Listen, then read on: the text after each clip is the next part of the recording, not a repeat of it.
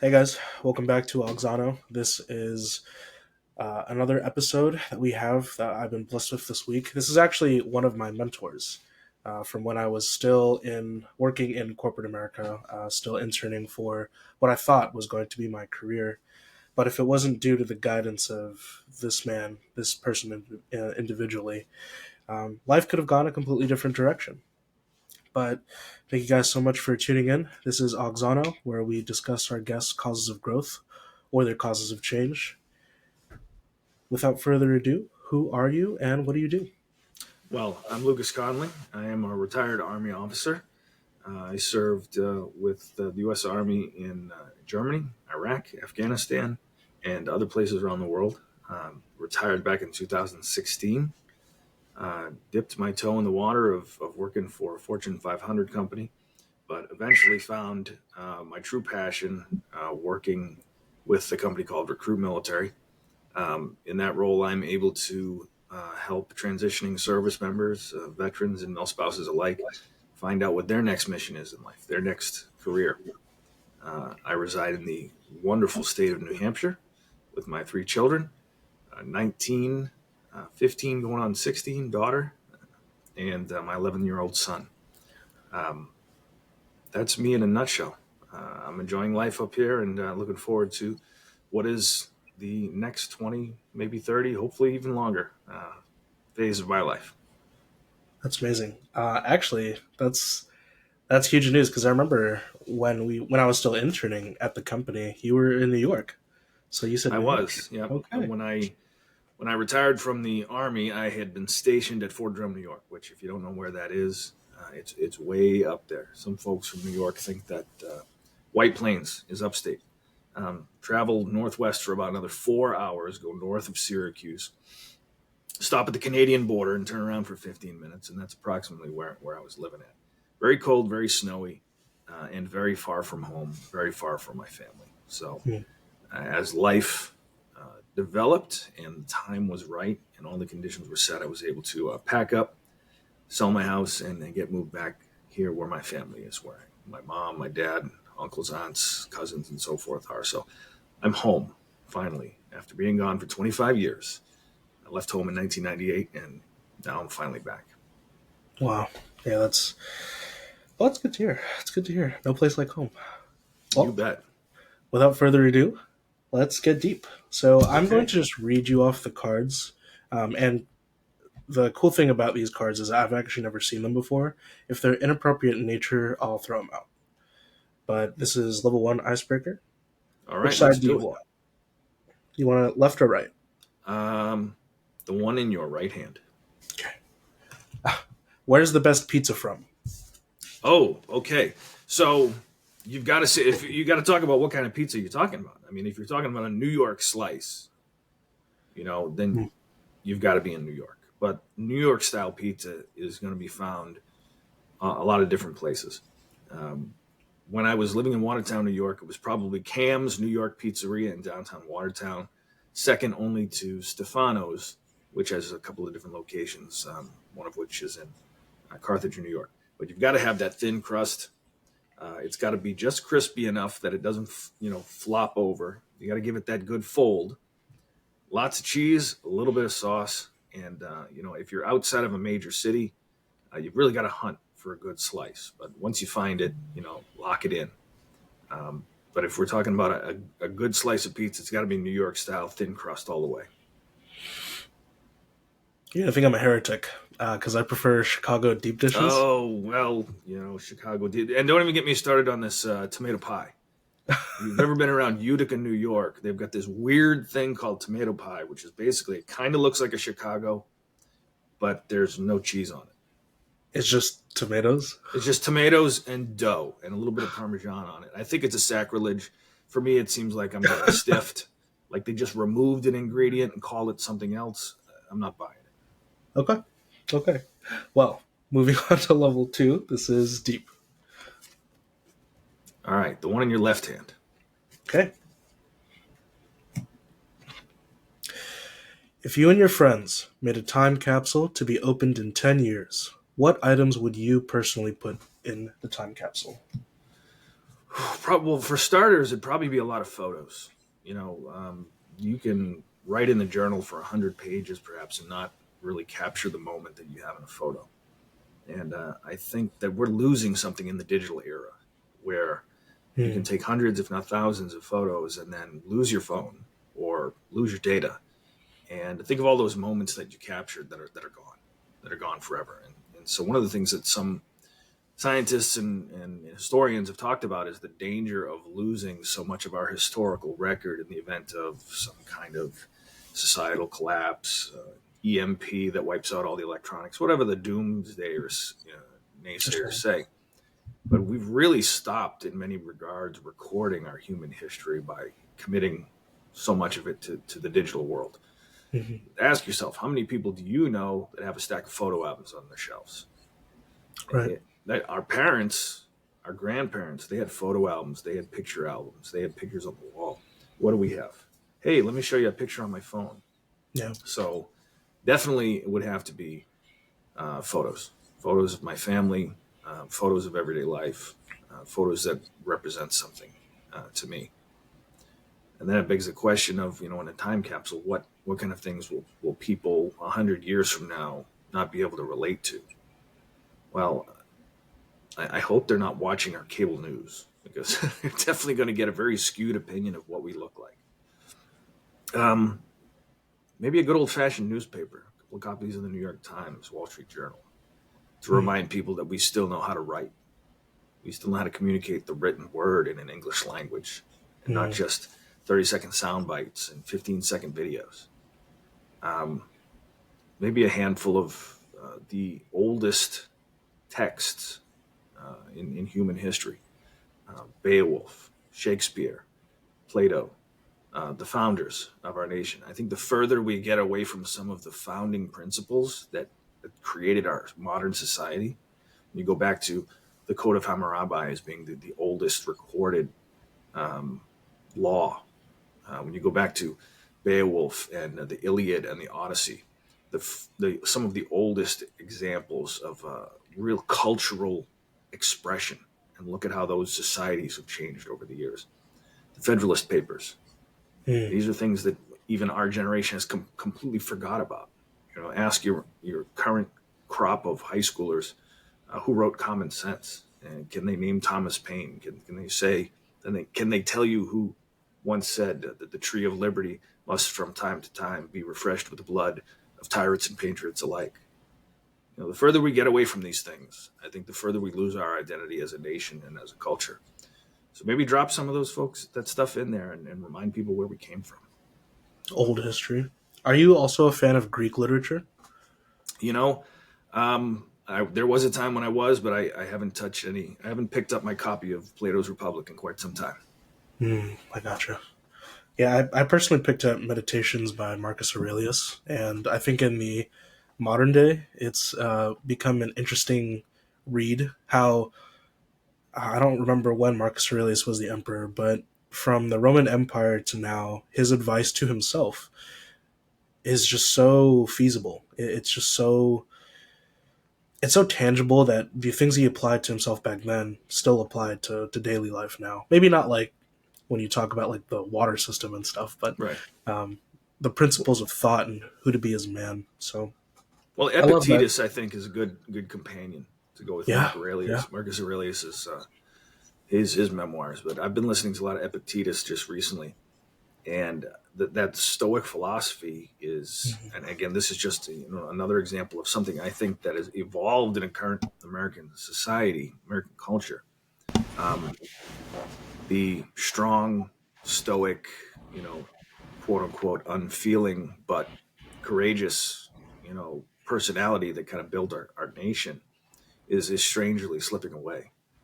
So to reach back to Epictetus, to reach back to Marcus Aurelius, to reach back to the early philosophers, and realize that these were gentlemen who were talking about human society made up of humans with human dynamics, human willpower, human egos, and the human nature hasn't really changed too much. The information age has changed, the industrial age has changed, but who we are as people inside, how we think, how we feel, hasn't changed much. Mhm. Well, Moving on to level 3, deeper. Even deeper. Which All side? right, the one in your right hand. Hmm. Deeper says, how do you keep yourself going when you lack motivation? Well, that's really a question about your purpose. What it is we're doing here. And we all go through tough times in our lives, whether it's the loss of a loved one, the end of a relationship, um, losing a job. We all face adversities. When you hit that low point in your life, you've got to have a purpose. The reason that you get out of bed every day, the reason you're living. For me, I have three reasons that I move forward every day. Three reasons that give my life meaning. The first one is an easy one: my children. I am here for them. If I have nothing else in my life, I am here to serve their needs. Not by buying them things that they don't need or spoiling them, but doing the things that a father needs to do: teaching, coaching, loving them, setting them up for success, giving them good life advice. My children, my community, in my case, my community, how I define my community, my tribe, and that's the military, not the active duty military, but the community of veterans, transitioning service members, mil spouses, those who have served, those who continue to serve. Um, my role professionally, I am able to continue to serve our nation by the extension of serving the veterans that have served it. When I get on my computer every day, I know that I'm going to do something small perhaps. I'm going to do something that's going to help someone who dedicated time out of their limited lifespan to make the world a little bit better. So there's my professional reason. And my greater reason is simply this: I was gifted by Almighty God with life. He put me here. I don't exactly know yet why he put me here, but he put me here to do something, and he's not done with me yet. So um, I will appreciate and I will cherish the gift of my life and do the best that I can with it, because it was the first gift I ever received, and it will be the last thing I ever surrender. I definitely want to footnote servitude and service, because it's definitely a topic that obviously we both share as veterans, but um, in purpose and in servitude, I definitely want to footnote this and come back to it. Um, when you were a young man, what did you want to be? I know exactly the answer to that question, and it seems kind of silly. I wanted to be a construction worker. If you asked me when I was 6 or 7 years old, I said I wanted to be a construction worker. Now you might ask the question, why? Why did I want to be a construction worker? Well, when you live in the inner city, and I lived in East Cambridge, Massachusetts, I remember going down the street sometimes, and you would always see something was under construction: a building, a road, a pipeline. I would see these rugged men doing rugged work with their hands. And I would look at them and say, these guys are building buildings. That's just amazing. There was not a building there before. And when they're done, there's going to be a building. It'll be 5 stories or 8 stories. They're putting in pipelines that are going to bring water to my home. And they just look like strong, rough, rugged men, sweaty, dirty, getting it done, getting after it. And just to see that's how I envisioned. I'm like, wow, I want to be one of those guys one day. Now, life took me in an entirely different direction. I went to school, I got a degree, I joined the Army. But it didn't change the fact that I wanted to be a strong doer, a strong provider, someone who could do things and accomplish things. Now, the interesting thing about this question, I hope you don't mind if I take it as an aside, it really begs the question of why do we choose these things, right? If you had asked me as a 6-year-old or a 7-year-old if I wanted to be a comptroller, I would have looked at you and said, I don't know what a comptroller is. The truth be to this day, I really don't know. I have a friend who's a comptroller. I really don't understand what it is he does. But I never would have said comptroller because I never heard of a comptroller. I never would have said mutual fund manager. I've never heard of such a thing. I never would have said doctor because my parents weren't doctors. I didn't have any friends whose parents were doctors. I didn't know anything about doctors. Very rarely went to the doctor. So I think it's an interesting thing about our aspirations in our youth. They really are a reflection of the people around us and our parents and our grandparents and the scope of reality that they impart upon us. If I had told my great grandfather that I was going to go to college and get a master's degree, he might have been surprised because everybody in my family was blue collar. They drove trucks, they built things, they delivered things, they made things. My dad really broke the mold when he became a police officer. He was Mhm. the first guy to kind of step away from a job that required you to get your hands dirty, even though from time to time police do get scuffed up a bit. I was the first person in my family to go to college. And even still throughout college, I didn't have really bold aspirations. So when I talk to my own children and I ask them questions like that, what do you want to be when you grow up? My daughter said to me, I think I want to be a lawyer. And I said, well, then go be a lawyer. But as parents, we've got to open up the aperture for our kids so they don't get dovetailed into what it is we do, but figure out how to impart upon them the world of possibilities that are out there, to break the mold, to break away, to break out of a cycle of dependency if that's what they're in, to break out of a cycle of poverty if that's what they're in, to break out of the cycle of abusive relationships if that's what they're in. Because there's a great, big, beautiful, bold world out there. But the majority of people, they are born, live, and die within 50 miles of the same place. And it's unfortunate they don't get to expand their minds to the possibilities that are out there. So I wanted to be a construction worker, never got there. I think they probably make more money than I do, but that's all right. I enjoy where I'm at and what I'm doing. What life advice would you give that 7-year old? Dream big. The Dream big. world, the world is out there waiting for you. The world is more than East Cambridge, Massachusetts. The world is bigger than the state of Massachusetts. The world is bigger than the United States. Think big. Think bigger. Expand your understanding of what is possible. And don't let anybody tell you you can't. Don't let anybody tell you you won't. Because even if you reach for the stars, you never get there. You're still among the clouds. You're still right there by the moon. Bold, audacious goals. And read everything you can get your hands on. Everything. Read 100, read 1,000 books. Expand your mind. Learn more. Be the smartest person in the room. Dare to be the nerd. Don't shirk from it. Don't run from it. Don't let somebody shame you because you're doing well academically. Because, well, they say, the geek shall inherit the earth. It's the smartest right now. It's the smartest among us. The tech millionaires that are driving the fancy cars that are really changing the world. It's not the athletes. It's not the bankers. Are you a fan of Coach Carter? Or if you Coach ever... Carter, the movie. Yeah, Okay, that was Samuel L. Jackson, right? yeah, He named all his basketball plays after his sisters. The players thought he was making it up, and then they met his family. yeah. Yeah, definitely. And I remember he referred to each of his players as Mister or Gentleman, Hmm. and refused to allow his players to play until they brought the grades up. So, and I remember the scene where he locked out the gymnasium and wouldn't let the players, and the parents said something to the effect of, basketball is my son's only hope to get out of this Yeah. environment, to get out of the ghetto, to get out of poverty. To which he countered, no, that's not the case. You shouldn't be telling your kids throwing a basketball is the only way you're going to get out of here. Just like I said, this is the most powerful muscle in the human body. This put men on the moon. This created art, science, and philosophy. These can only build up or tear down. This can create anything. It brings me to that scene.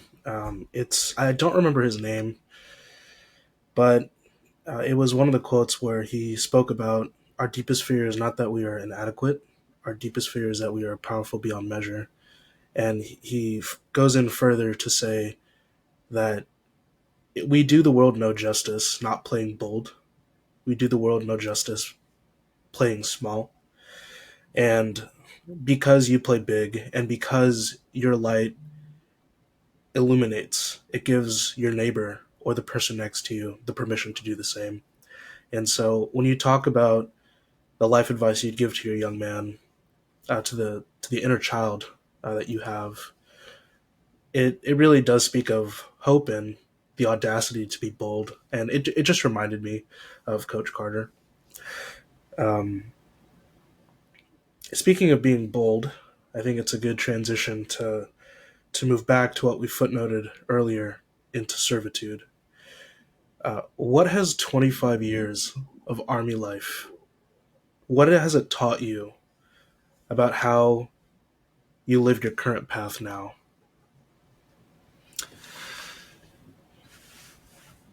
25 years. When it was 25 years since I left home, and to this day, I'm still serving the needs of service members. I think that to remember that we are all people, and at the base of every formation is a human being. A 20,000 person division of troops on the field of battle or a training area in the woods somewhere is still just a conglomeration of human beings. Hungry, cold, sick, tired, energized, excited, fired up, downtrodden. It's all just a function of human beings. As soon as you forget that that icon on a map is made up of the men and women of the United States whose mothers and fathers wished them well as they went off to basic training AIT, who shed tears and fear as they left the country to go and fight in a war that they didn't understand. Um, those people are what make the military function. It's what make our military great. And whether you're serving 3 people or 4 people or 400 or 40,000, you can never forget the fact that at the very base, these are human beings with human needs, human desires, human fears, human aspirations. Serve the needs of one, then a second, more if you can, thousands if you can.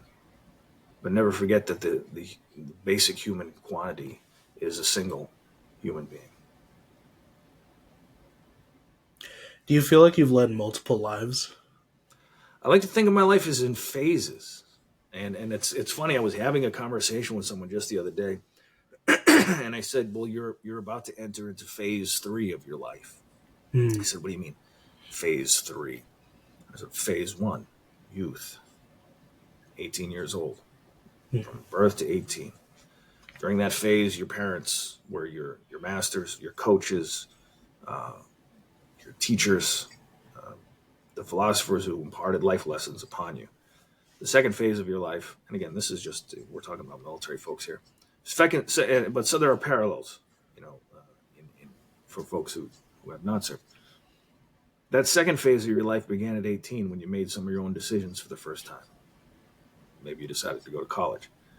Maybe you decided not to and get a job. Maybe you decided to go and join in the military. But at the end of the day, suddenly you are now wholly responsible for the outcome of your decisions. Now, there are some folks that run home to their parents and live with them until they're 30, which is unfortunate. But therein lies, I think, that second phase of life. And for me, that second phase of my life started in earnest the first time I laced up my boots and ran out into the Georgia sun and got ready to learn how to jump out of airplanes. From that point forward, it was all on me. Success or failure, it was all on me. Carried with me the lessons of phase 1, but phase 2 was all mine. I think the third phase of my life started as I left behind the military and started my career as a civilian. Now, not only am I responsible for my successes or failures, I'm responsible for charting my own path. The moment I joined the military started making decisions for me. You're going to go here, you're going to go do this, your next assignment is in California, your next job is going to be this, you're going to Oklahoma, you're going to New York, you're going to Germany. I didn't have to make those decisions for myself. They gave me the azimuth, they laid out the map, told me which direction I was going, and I went. Phase 3, for some people, is the hardest. Now there's no map. Now there's no target. Now there's no goals. You're wholly responsible for everything you do, including which direction you go in, what jobs you take, whether or not you go to work in the morning, whether you quit your job or stay in it, whether you go to college. You've got only the lessons you've learned in the first 2 phases of your life. Um, phase 3 can be tough. The transition can be hard. A lot of people don't weather it very well. But the world is tough. It takes a little bit of toughness to navigate it. So to answer your question, I don't think I've lived separate lives, but I see them in three, as of right now, three very distinct phases. So long as I keep my health, I'll have a phase 4 where I retire and buy a Winnebago and travel this country with not a care in the world. Yeah. I think of life as seasons. So I agree that when you talk about living life in phases, I transpond the word from phases to seasons because I think in certain seasons, like summer, winter, spring, uh, one part of you dies, so another part of you grows. You leave one thing behind so that another part of you is able to nourish and flourish in another season. Um, One of the big things that I wanted to ask you, because I was always impressed with your story on how you left. So you left the military, you left phase 2, and on phase 3, that meant you getting what most would consider a prestigious, pretty close to 6-figure job. Like why? So I wanted to ask the steps you got to get that, and then also the follow up question to why you chose to leave it once you found out that it wasn't what you wanted. So yeah, when I left the military and leaving the military and going out into the civilian world can be really scary because suddenly you don't know where your next paycheck's coming from. And if you've had a couple of decades under your belt of having an absolute certitude that that pay is coming in, and then one day you don't know. Um, so I found a job working for a uh, food manufacturing company. I won't mention the name, and the pay was very good. The pay exceeded what my expectations were. What it also exceeded was my expectations of work-life balance. I worked nights, I worked days, I worked different shifts, I worked long days, I worked long weeks. I probably spent less time with my family during that 3 years of my life than I did during some of my military time, deployments excluded. And I was absolutely miserable. I absolutely just hated my job, and I would just bemoan the ride to work in my vehicle. It was just miserable. It's like, oh, I just can't wait to get through this day. Um, that misery impacted my family, and impacted my health, and impacted my psychological well-being, and it just didn't last. And at a certain inflection point, when my frustrations with the job began to be reflected with my management team's frustrations with me, we met and it was decided I was going home, and it was a mutual decision. And that was, boy, I'd only wish that I had left earlier. The lesson I learned, and there's plenty of people out there that say, why is it always people with money say that money's not important? Um, Money's not important. Now, if you're not eating, that's a different story. Now, yes, money's important, but that extra 10 or 15 or $20,000 that I got every year to commit my life fully to this particular job just made me absolutely miserable. And what did I do with that money? Did I do anything productive with it? Did I donate to the church? Did I create something new? Did I invest? No, I just wasted it. I spent it on stupidity, clothes and vacations and junk that I didn't need. I invited all that misery into my life, and I got nothing from it. I wasn't happy. So when they say money can't buy happiness, it's true. I mean, there's other people that say, it's hard to be unhappy when you're on a boat, but it's at the end of the day, an extra 10 or 15 or $20,000 that then demands that your life be disrupted. It's not worth it, especially if you don't love what you're doing. Now, I work for a company that I'm absolutely excited every day to get my day started. I'm not rich. I'm not going to get rich, and I'm okay with that because I have a sense of purpose. I'm happy. I love my job. I love working with the people that I work with. I look forward to spending the next 10 or 15 or 20 years or however long my health lasts continuing to do what it is I do now. So, to those of you out here there that are chasing the money, I invite you to do this. Stop thinking about money in terms of money. And I had somebody tell me one time, I want to make $100,000. I asked him, what do you think your salary expectations are when you leave the military? What are you shooting for? He said, well, I want to make $100,000. I said, no, you don't. He said, yes, I do. I said, no, you don't. He said, why are you arguing with me about this? And I said, well, okay, let's get a hypothetical here. I drop you on a desert island in the middle of the South Pacific, and I leave a briefcase with $100,000 in it. Is that going to make you happy? He goes, no, I'm going to be alone. Okay, so, but you'd have $100,000. Then he kind of paused. I said, you don't want $100,000. You want the things that you think you can only have if you make $100,000. You want your kids to go to good schools. You want to put food on the table. You want to put a roof over your kid's head. You want to go on vacation to Lake George every year for 6 or 7 or 8 days. You want to have time off. You want to have good health insurance. You want your kids to be able to get braces if they need them. These are the things that define your goals. So figure out what those things are and stop thinking about money in terms of money in and of itself. Think about it in terms of what it is that money enables you to do, what it is that pays for. You figure out those things first. And quite often you'll find that you don't need as much money as you actually think you do to achieve the things you want to achieve and to have the things that you want to have. Define that first. If you can't figure out what you want out of life, no amount of money is going to fix that. I remember we were having the conversation before I left RecruitMilitary, before I left the company. Very bitter moment because I actually never told any of you guys this, but my time at RecruitMilitary meant more to me than my entire military service. And I don't say that lightheartedly either, because the amount of impact I was putting in like every single day, it's why I was sometimes making like 125 to 150 calls to ask these veterans, like, which company do you want to work at? Like, what have you done thus far? Um, and the gravity of the purpose I think I was chasing while I was at the company filled me with so much passion. And I was just on a podcast with my older brother, and we talk about this poster called 4,000 Weeks. I'm not sure if you've ever heard of it, but the 4,000 Weeks poster essentially. So the company, depending on how old you are, so I just turned 26. So the company, they are going to fill in the amount of weeks that it would take for you to become 26.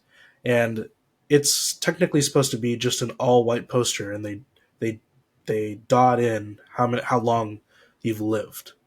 Thus, it becomes your responsibility to dot in how long you have left to live. So it's a strong, morbid reminder of what do you truly value. And I think that the poster itself, in tandem with finding purpose, and some people it would be money, some people it would be family, but I think purpose is definitely one that you are able to choose and find. But 4,000 weeks really pinpoints on how you want to live with the years that you have left. And it's always just meant a lot how you have lived a life of service. And I mean, as we're fellow veterans, I'm sure that there are things that required the discipline for you to show up despite how you felt, despite if it was snowing, rainy, or if it was super hot. And you stood the watch, and you continue to stand the watch for your family. Um, if you could have chosen a different path in life, what would you have chosen? I want to comment on what you said there for a minute, and then I'll answer that question. I'm struck, and I'm a little bit of a science fiction aficionado, somewhat. So you'll excuse me if the story I tell is about an old episode of Star Trek: The Next Generation. In the episode, Picard and the team arrive at a planet that, for some reason or another, some fluke of science or geology, the people that live on this planet live extremely long lives. So he goes down to the planet and they meet these folks, not to realize that the folks that he's talking to are hundreds of years old. They appear to be young. They're 20s, in their 30s. They look like healthy middle-aged folks. He also looks around and doesn't see any elderly people. Mm. So after they discover this, Picard is down by a lake, and he's with a young lady from the local village, and he says something about going swimming. And she says, I don't know how to swim. And he says, you've been alive for 450 years and you've never learned how to swim. Yeah. And she says, well, I just haven't gotten around to it yet. What that reminds me, that memory, and what you've said reminds us, another quote from the Stoic philosophers, memento mori, remember death. And Yeah. it's not intended to be morbid or scary or frightening or spooky, but to remember you will die. Your time here on this earth is limited. Make the best of it. Don't put off what you're going to do. Live as if it were your last day sometimes. Do the things that you want to do. Achieve your goals. Serve as if the time is limited, because it is. We don't know the hour or the day that we'll be called. Call a friend you haven't talked to in 20 years. Call your mom. She'd love to hear from you. Go to church. Take the ride. Go on the vacation. Enjoy life. And never miss the opportunity to do the right thing over the wrong thing. Now,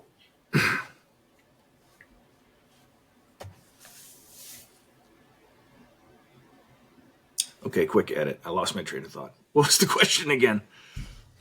Yeah. If you could have chosen a different path in Yes. life, Okay. what would you choose? Yeah. All right. Pause. Edit here. Now, when I look back on my life, if I could have chosen a different path, I'm not sure if I would have chosen one. I mean, really, this is a function of what your situation is. Could I have chosen a different path? Sure. But when we look back on our lives and we say, oh, I wish I had done this, I wish I had done that, it's not just an indictment of the choices you made in your past, and it's an indictment of your life as it is right now.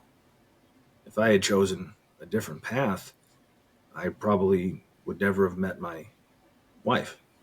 And by extension, I would never have had my children. So would I go back to live a different life where I never had those children, where I met someone different? I wouldn't change one thing, because all of the things, good, bad, right, wrong, indifferent, good choices, bad choices, smart decisions, terrible decisions, they all led me to where I am today, which is where I need to be, which is where I'm supposed to be. And I'm doing what I need to do. I firmly believe that. Would I have made a different choice if I had different options, if I had more money for college, or I had been more successful, or I made some different choices? Yeah, maybe. But I'm very happy with where I am in life, and I wouldn't change anything. Which I think is a great pivot into what you're doing now. And my next question then would be, what is RecruitMilitary? Okay. Well, RecruitMilitary is a 31-year-old recruiting company that specializes in connecting transitioning service members, veterans, and military spouses with meaningful career opportunities with employers who value their service. We do things 3 different ways. We have our career fairs, we have a great website, and we have a team of contingency recruiters all looking to make that connection between a great company that wants to hire veterans, mil spouses, and transitioning service members, folks out in the military community, that connection between the employer and the job seeker. And for 31 years, we've weathered the storms of good economies and bad economies. And every day when I get up and I go to work, I'm able to do things that support the needs of that community. And I love it. Love my job. Wouldn't trade it for anything. When drawing parallels between your corporate, well, I mean, I guess technically corporate, but from the corporate production company to this side of the nonprofit world, the feeling of you dreading work at that point for money, and then the feeling of you being happy to go to work because of service. What are some of the emotions that you experience on a day to day now that are completely different than when you were working in corporate America? I think my favorite emotion is the feeling of success that I get when someone that I'm working with, be they an intern or a job candidate, is able to reach out, send me a message on LinkedIn, send me an email, a text, and what I hear is, "Hey man, I found a job. They made me an offer. The money's right. Thanks for everything you did for me." And I'm currently managing a skill bridge program, an internship program, and in that program, we're able to, and you were a part of it as well. We're able to help transitioning service members, folks that are getting out of the military, to work with us and to grow through professional development. So resumes and interview prep and personal branding and learning how to do a 30-second elevator pitch and how to answer the key and most important questions that come up during interviews. So the kind of stuff that nobody else is teaching. So we do a lot of coaching, a lot of mentorship. We put in a lot of hours. When I get that phone call or that email or that text that says, "Luke, this is Jason. Hey, the interview went great. They made me an offer. I accepted the job. Thank you for everything you did for me." It feels good to know I had a positive impact on that person's life. It feels good to know that what I do when I log into my computer at the beginning of the day is helping people be successful. That's joy. I don't get extra money for it. I don't get a percentage of their starting salary. I don't get a bonus. My bonus is that email, that reach out. Thank you. Thank you for what you did for us. I really appreciate it. That's why I do what I do. Circling back to what you were saying in phase three about how there's no more, there's no set cartography, there's no map that you receive, there's no net. Do you find that there's power in that? That, wow, like, good. I don't have a map. Now I can draw my own. Yeah, absolutely. And some people, when they see the great unknown, the X factor, the blank slate, the road that goes in whichever direction they want it to, they fear it because they don't know what to do. Flip that around and realize that, yeah, it's open and it's empty and it's unwritten, it's uncharted, but it's yours. It's yours and yours alone. No one to tell you go left instead of right. Nobody to tell you to take this job versus that job. Nobody to tell you to live in a big city or to go live in the country. You own it. So I don't see that as something to be feared, but as an opportunity to be embraced. I am now free to decide for myself what direction to go in, how much work I want to do, how hard I want to work, the things I want to do with my family. Um, so many people, they look at that great beyond and they feel like, wow, I don't know what I'm going to do. I have no safety net. Yeah, but you have no glass ceiling either. Yeah, there's no safety net to fall back on, but the horizon is not even the limit. You can go wherever you want. You may have to work hard to get there. There will be bumps. There will be adversity. But this is your journey. It's your adventure. Own it. Enjoy it. Get out there and try something new. Be bold. Um, we should all wake every day with that same kind of attitude. I don't know what today is going to have, but I'm going to do my best to make it mine, to make it the best that it can be. What has purpose become to you over the years? Back then, I'm sure it was standing post, loading a rifle, ruck marching. But what has purpose become to you now that you've become experienced in wisdom, in physicality, in in the sense of the military and war, in the sense of business and corporate America? What has purpose become to you now? Purpose for me is my reason why. The reason why I do the things that I do and how I do them.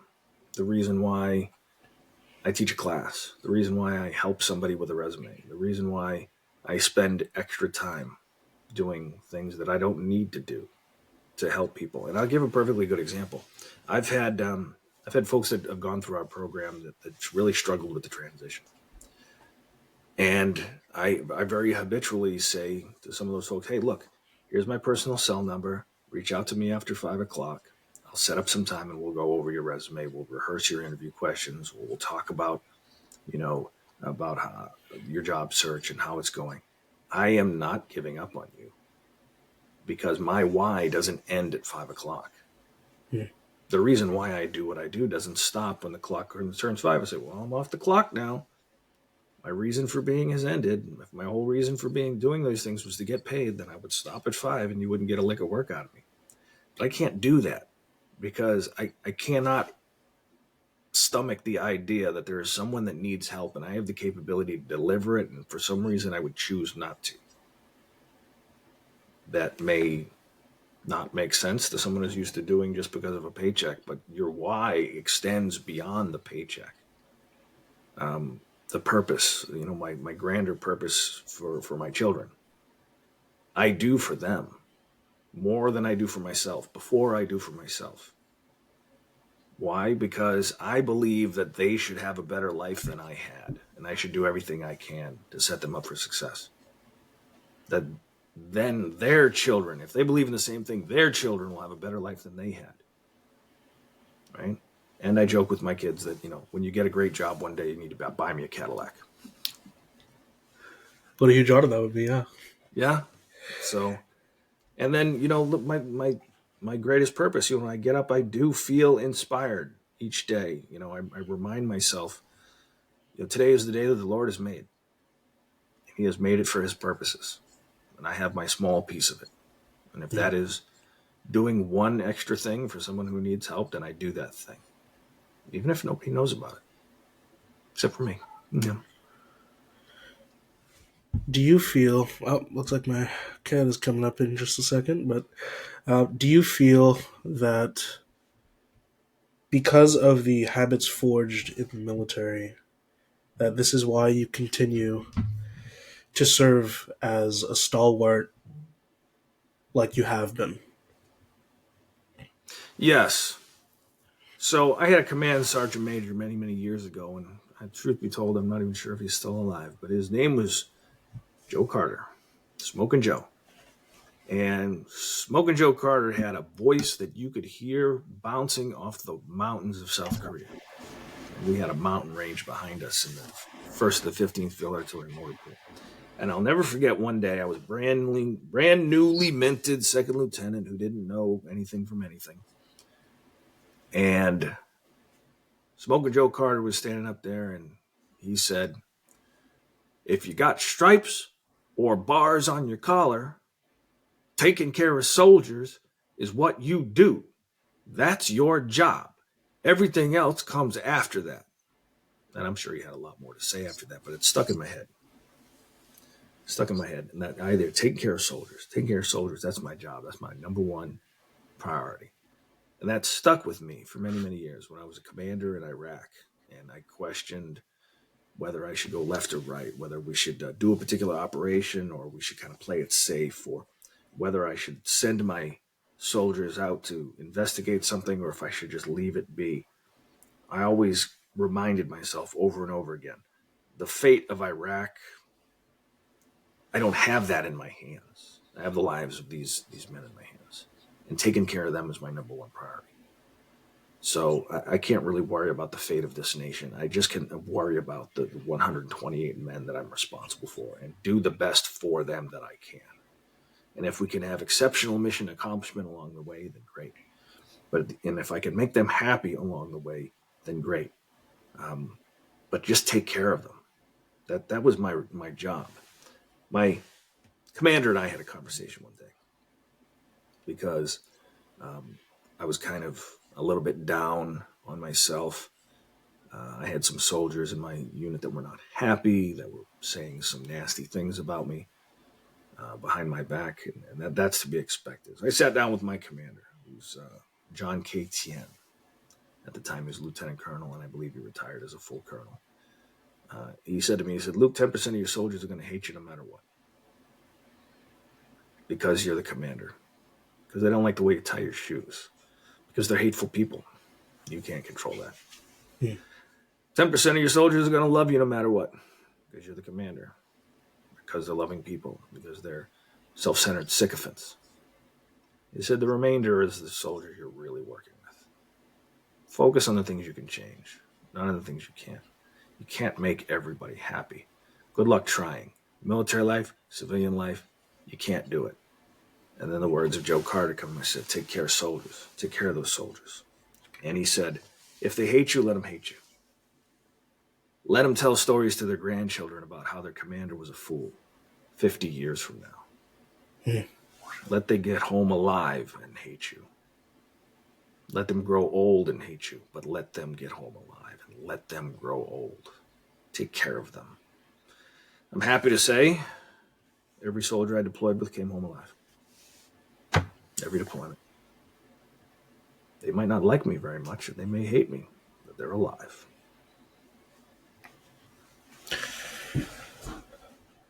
I don't remember the quote um, from which it was from, but, and I've said this on the podcast before, but in the midst of winter, in my heart burns an eternal summer.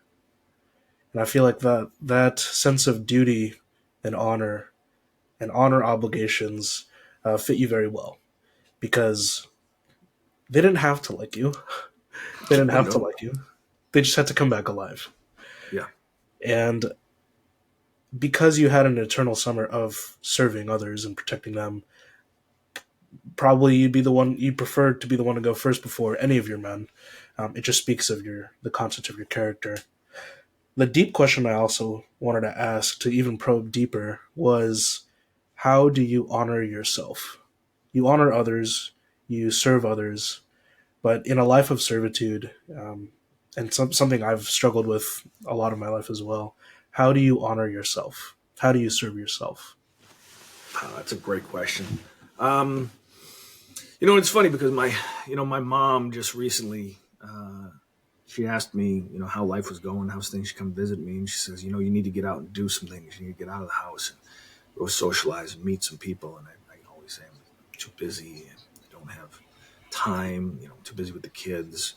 And when serving others is something that you really believe in, serving yourself comes kind of last. Tertiary. Um, how do I serve myself? That's a great question. Um, every once in a while, I take a day off. Not enough. My manager told me that I take less time off than anybody else in the company, and that I need to take more time off. Um, quiet reflection, peace. I take time to be alone. Hmm. So, and it may sound simple or trivial, but when I have time to myself, I go down to my favorite comic book shop and I pick up a stack of comic books, and then I go next door to my favorite sub shop, which happens to be right next door, and I get myself an Italian sandwich, and I take off my watch, and I enjoy some peace and some quiet, and I eat a sandwich, and I think about things, and I read, and for a few moments, just surrender any kind of responsibility other than living in the moment. I do try to take care of myself in the gym. There's something about the solitude and the personal victory of lifting weights. Um, and then um, just quiet reflection and prayer from time to time. But I'm not huge on serving myself. I've got too much other things to do. I have a goal in mind, the reward. When all three of my kids are off to college, and they don't need, of course, they'll always need me, but they don't need me to do everything for them on a day-to-day basis. I've got a goal. I want to travel this country. My grandfather dreamed of one day, and again, may seem trivial. My grandfather dreamed of one day owning a camper and driving across the country and seeing all the sights and enjoying the beauty that is America. I've been all over the globe. I've seen some beautiful places, and I've seen some not so beautiful places. Um, I will reward myself heartily in about 7 or 8 years, assuming nothing bad happens to me. Um, that'll be my reward. I'm gonna jump in that camper and I'm gonna travel this country and go see the sights. But, how do I reward myself? Not much. Um, I will reward myself one day, but a few moments of peace and quiet, something to read, and a good sandwich is all I really need. I'll even venture to say that those small moments of peace are well earned, especially during your deployment tours. your times of doubt or insecurities, and all the times that you've just executed. Those moments of peace are just so well deserved and so well earned. Um, yeah, my service. I know a lot of people say like, "Oh, like don't downplay your service," but in comparison to yours, I always look at men of valor, and I always think of like, dang, like I just had to stand some post. I had to like guard some nukes, maybe. Um, Thought I was going to the recent tour of Afghanistan, but at the height of COVID, they sent me to New York instead. And so I never got like that experience of being like in the shit, like most people have gotten. But every day I give gratitude and prayer as well that it takes men of different caliber to have to do that multiple times, and the fact that you're able to do that for 25 years, um, but you reward yourself with that moment of peace and quiet. It actually reminds me of a Jack Reacher, where like he's been everywhere, all over the world, but after he got out of the military, he kind of just roams the United States. That sounds like a pretty cool story if you do it. I mean, that sounds super. Yeah, when you've uh, it's funny because I know a lot of people who they say, one day I'm going to retire and I'm going to travel the world. I want to go to Paris. I want to go to Italy. I want to go to Asia. And I'm like, well, I've already done that. I said, well, one day I want to, go parachuting. I'm like, yeah, I've done that too. Well, what about mountaineering or rock climbing or whitewater rafting? Or I'm like, yeah, I've done that. So, I mean, a lot of things that are on people's bucket lists, I did in the course of my service to the country. And so people say to me, what do you want to do when you retire? What do you do with your free time? And I say, just kind of relax. I mean, it sounds stupid, but I missed Game of Thrones. I was out of the country for the entire Game of Thrones. I missed that. I had to watch it because I was in Germany, then I was in different places in Europe, then I was in Iraq, and by the time I came back, people were talking, "Hey, have you seen Game of Thrones?" I'm like, I never heard of it. What's Game of Thrones? Like, oh my God, you missed Game of Thrones? It totally passed me by. I had to binge watch 6 seasons.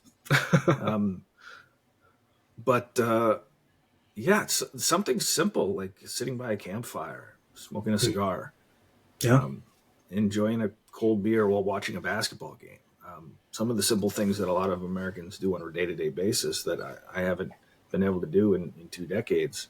Um, that's what I'm looking forward to. Just a simple peace and relaxation of knowing that everything's fine and everybody's doing well, and they don't really need me to do it. I don't need to be needed anymore. Um, we should all look forward to the point in our lives when we hear the words, "Well done, my good and faithful son. Your service is over. Find your peace here with me." That's all I'm looking for. Yeah. Well earned and well deserved. Um, Unfortunately, we've definitely hit closing time, and I wanted to hear your closing comments or questions for me because I actually had like a reflection for you, especially since it's been about 5 or 6 months since I started the company. So, Um, I guess I would ask you, how is your adventure going? How is your purpose serving you? We naturally, as a recruiting company, we push people towards full time employment with paying normal W-2 type jobs and get up and go to work every day. But you chose a different path. You've kind of charted your own adventure. How's that going?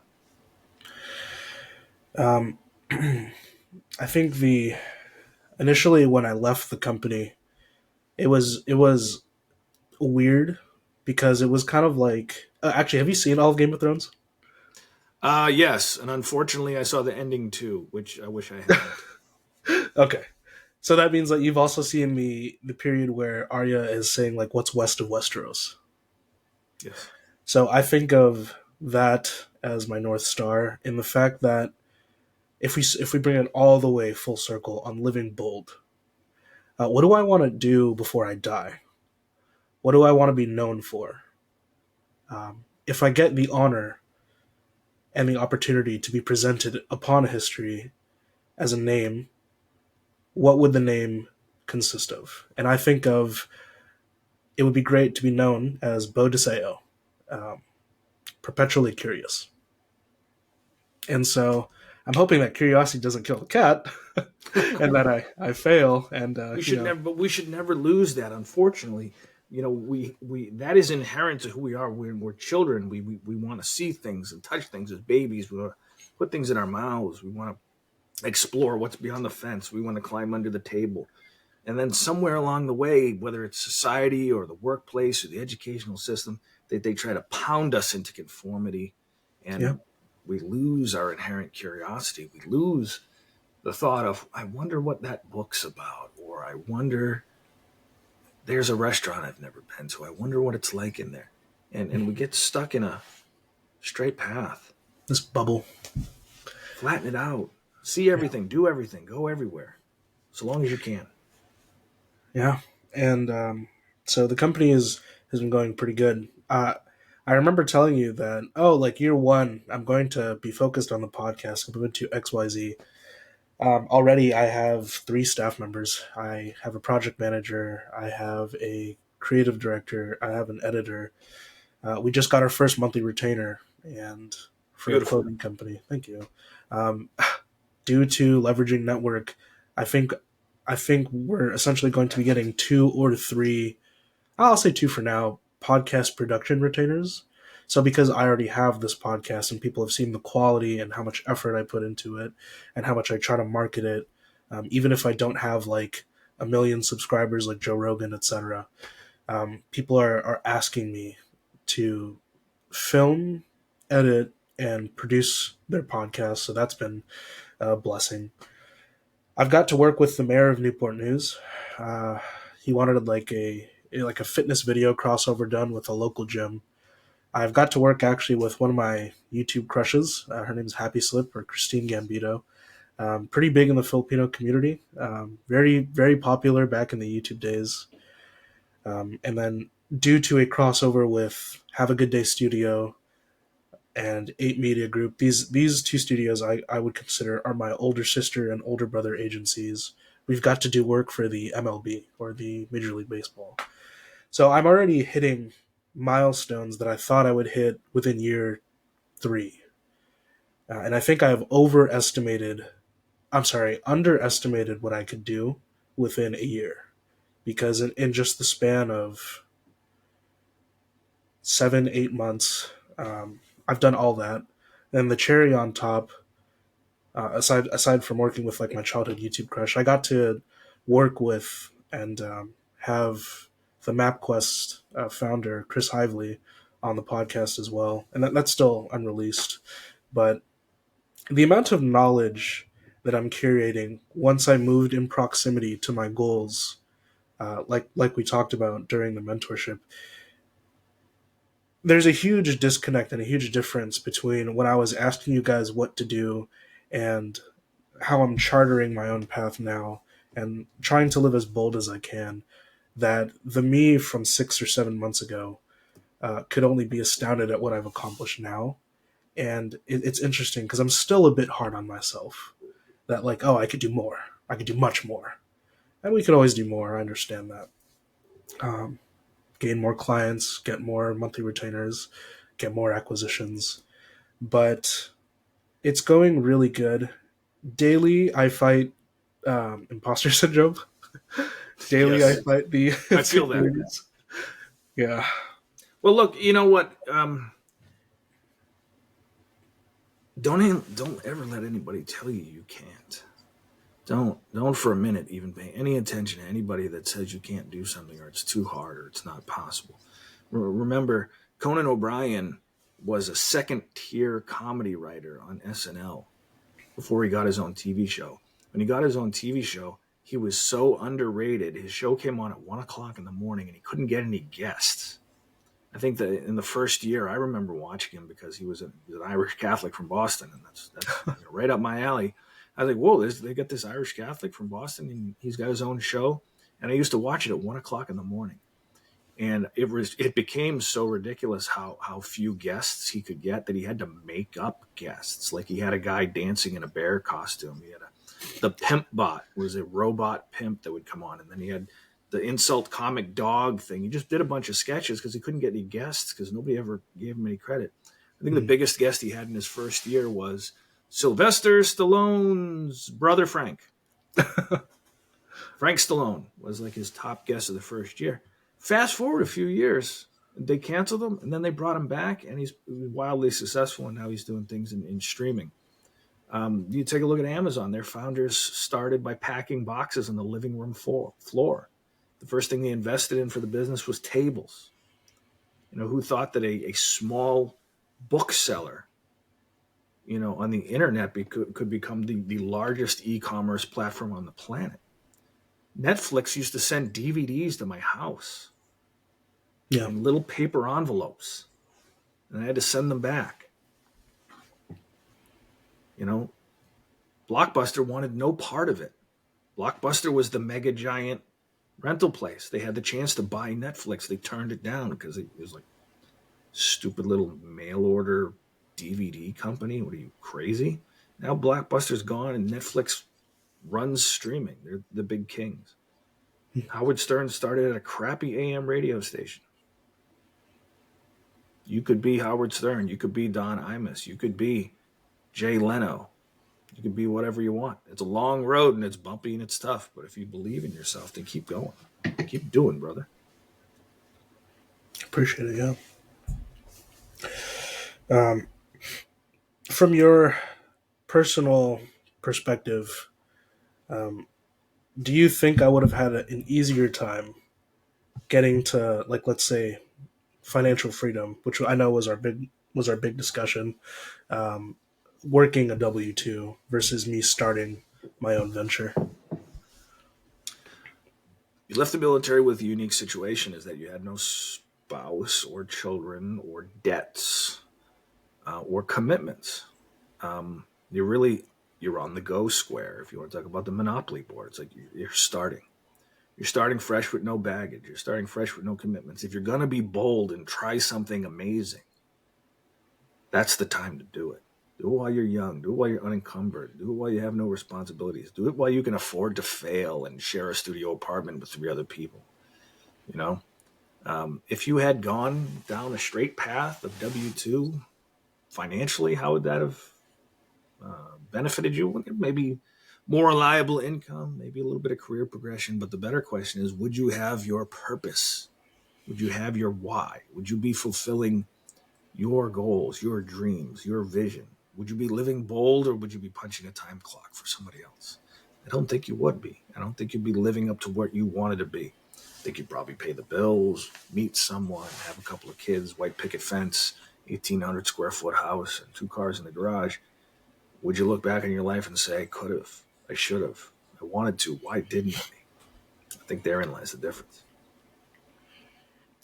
Alex Ramosi was talking about how oftentimes people add years to their life, but they fail to add life to their years. And that's something that burned into my heart, I think, when I heard it the first time. I don't know what tomorrow brings. I genuinely don't. And I know that I relinquish certain things, but the relinquishing, and I say relinquish because I think sacrifice doesn't even begin to scratch the surface of how I feel, but like to completely relinquish something, um, whether it be out of discipline or obsessive compulsion to do it. Um, but it makes me realize that there are certain things that I valued to trade for others. And I think at this point it's become a conviction to just give this a real try. And like when we talk about living bold, that living bold is not merely a phrase or advice, it's a conviction that I have. Like if you're gonna go out, at least go out with a few stories, a couple stories. Absolutely. And although my story would look completely different to another, I hope at the end of the line that it would be impressive to somebody. whether it be my kids, my wife, grandkids, if I even have the blessing to have that before I pass. But I You think know, taking when you said add life to your years, and the first thing that I thought is how many hours do people spend watching television? How many hours do people spend mindlessly scrolling on their phones? How many hours do we spend playing video games? Do these enrich us? Do these educate us? Do they make our lives better? yeah, No. Uh, the communists once said that religion is the opiate of the masses, to which I would postulate that in the modern era, the television and the digital media and the phones and the video games, these are just flashing lights hypnotizing us into some kind of a comatose state. You're not living when you're staring at a screen, unless you're watching this podcast. Turn it off, unplug, shut it down. You want to talk to somebody, don't text them, go see them. Sit down across from the table with them. You want to know what it's like to visit Europe or the Grand Canyon, don't watch a History Channel about it. Grab a bus ticket, grab a flight. Go. Live the life. Stop putting yourself to sleep with these flashing lights and blinking lights and sounds and media. The world is not on a flat screen. It's outside your front door. Go see it. yeah. Well, with that being said, is there any other closing comments or questions you have for me? No, brother, I'm proud of you. You made a bold choice when you decided, you know what? I'm not going to do the working man thing right now. I'm going to try my own adventure. I'm going to go figure out what I'm capable of. I'm going to bet on me and see what happens. It's a bold choice. It's a scary one. It's taking a step forward, not knowing where the ground is going to be underneath you, and I applaud you for it. Keep going. Keep doing for as long as you can. Proud of you. It means a lot. It does mean a lot. And yeah, I can only bow my head in gratitude to you for all the things that you've done for me, especially when I was telling myself that like talent acquisition, recruiting, and the W-2 is what I want to do. And then midway, I kind of had like that eureka moment where I'm pretty young. At the time, I was only 24, just turned 25. And yeah, I mean, I can only thank you from the depths of my heart that you were able to have the patience to mentor me and the patience to let me use you as a sounding board when I wasn't really sure what it is that I wanted to do. But 6 or 7 months later, out of ideation, here we are. So, Good. Well, you're doing it, man. Give yourself a pat on the back. And keep grinding. I want to see you on late night TV one day. And I can say I knew that guy. I knew a guy when nobody knew his name. one day. Not today. I got to work hard to be worthy of it. Absolutely. Keep going. Well, with that being said, guys, this is Auxano. Remember that the grass is not greener on the other side. It is greener where you water. My friends, be well and walk tall. Thank you guys so much.